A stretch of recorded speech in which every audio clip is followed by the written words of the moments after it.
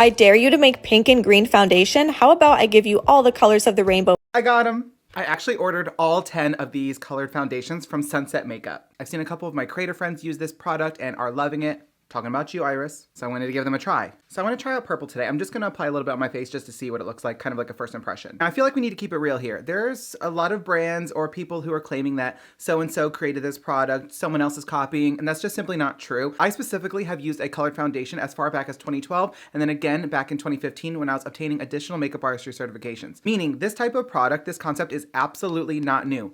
Are there brands that are currently popularizing this product? Absolutely. Are there brands that are adding their own little tweaks and making their own little formulas of this type of product? Absolutely. But just so everyone knows, this is not a new concept and not a new product. There are just brands that are making their own versions. So people kind of need to keep it real. We're just going to pump a little bit. Let's do like two-ish, three-ish pumps on the back of my hand. I have a slightly dampened beauty sponge. The consistency looks very nice, just looks like a foundation. Smell test. There's like no fragrance whatsoever. Now I've heard of other versions of this smelling like really, really bad. There's no smell at all. Okay, let's start applying. Ooh, that's pretty.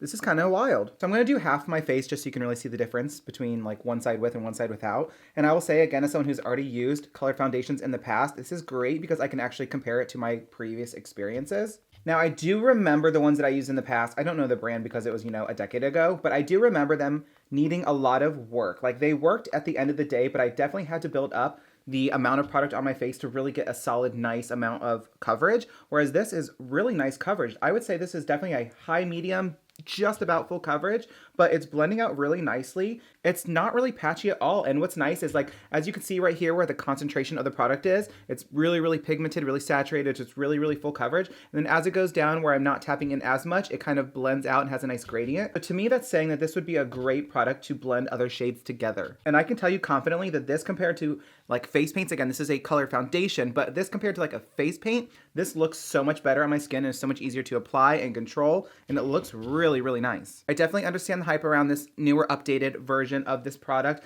I think it looks great on the skin. I'm definitely excited to try to incorporate these products into my new upcoming makeup challenges. I have a lot on the way. It looks really nice on the skin, but I definitely want to see what it's like to take it off. If you guys want to see that, let me know.